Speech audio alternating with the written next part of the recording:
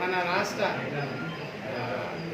Excise and mines minister గారు గౌరవనీయులు కొల్లు రవీంద్ర గారు, మన జిల్లాకి ఇన్ఛార్జ్ మంత్రి గారు కూడా వారు గతంలో కూడా ఒక రెండు సందర్భాల్లో చెప్పారు.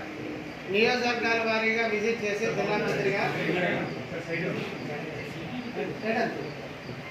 అప్పుడు కూడా నియోజకవర్గాల వారీగా జిల్లాలో అంతా తిరగాలి, జిల్లాలో ఉన్నటువంటి పరిస్థితులు బట్టి జిల్లా ఇన్ఛార్జ్ మంత్రిగా ఏ విధంగా అభివృద్ధి కార్యక్రమాలు చేయాలి, సంక్షేమ కార్యక్రమాల అమలు ఇవన్నీ కూడా ప్రత్యక్షంగా చూడాలని, అలాగే సార్ కూడా ఒక అవగాహన ఉంది.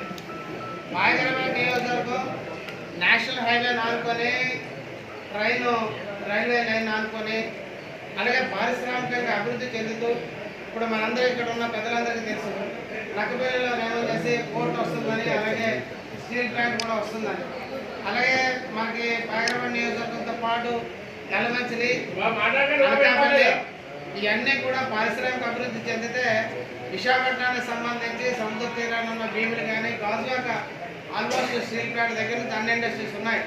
విశాఖపట్నం జిల్లాలో మనకి పాయకరాపేట, యలమంచిలి, అనకాపల్లి, గాజువాక, పెందుర్తి ఆ నియోజకవర్గాలన్నీ కూడా పారిశ్రామిక అభివృద్ధి అనుకోండి, ఐటీ పరిశ్రమలు అనుకోండి, భీమిలి అన్నీ కూడా ఉన్నాయి.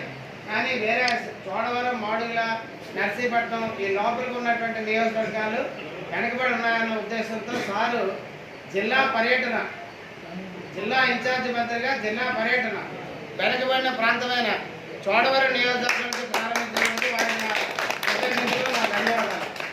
కాబట్టి మన సమస్యలన్నీ కూడా మనం చర్చించడం వేరు, వారు ప్రత్యక్షంగా చూడడం వేరే ఉద్దేశంతోనే మరి ఈ పర్యటన జరగడం ఏర్పాటు చేయడం జరిగింది.